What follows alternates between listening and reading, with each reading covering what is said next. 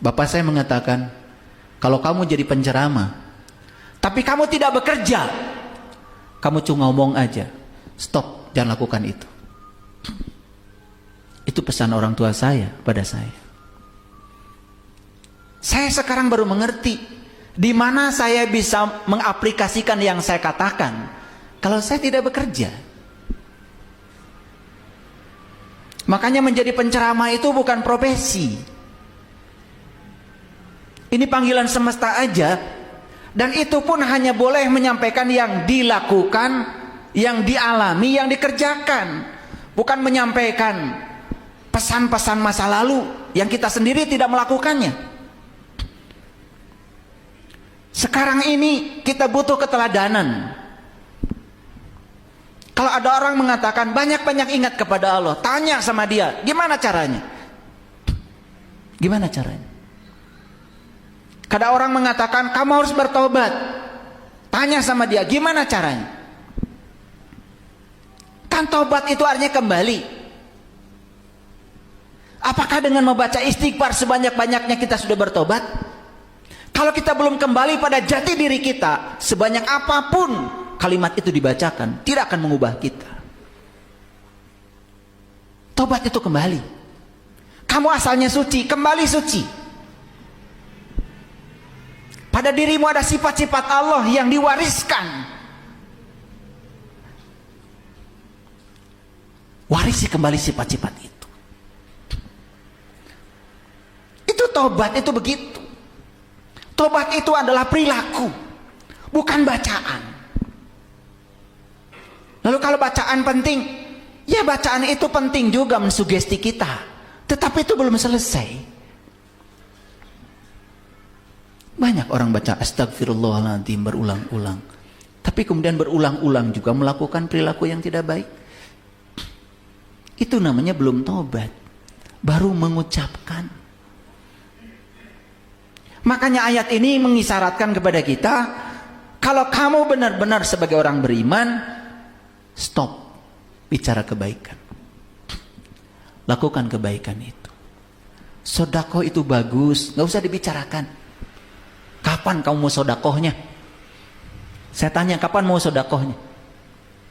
Nih HP sudah di sini nih. Mobil banking sudah di sini. Kalau ada kemauan tinggal pencet aja.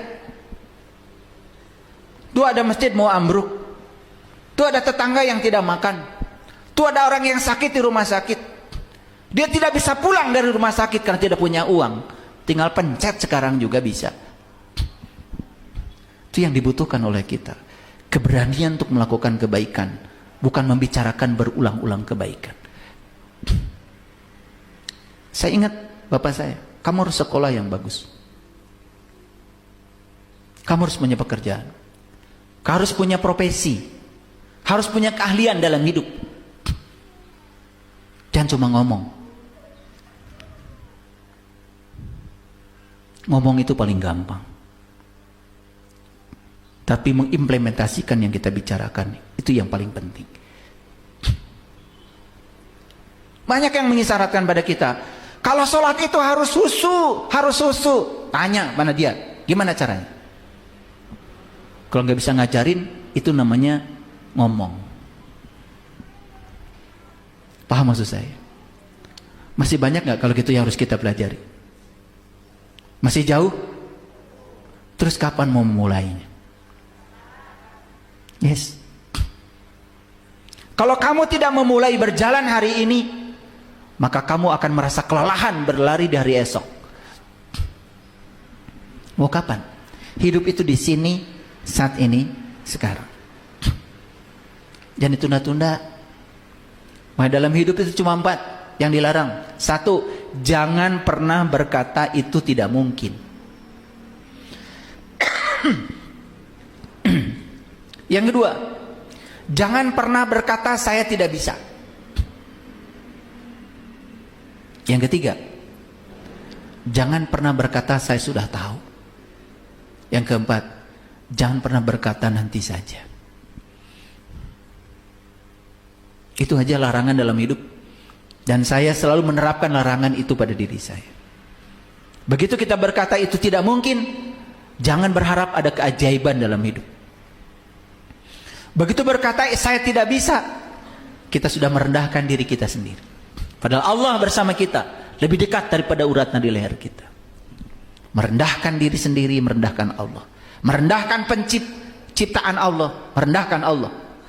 Makanya jangan tertarik merendahkan siapapun dalam hidup. Mencemooh orang, menghujat orang, merendahkan orang, subhanallah.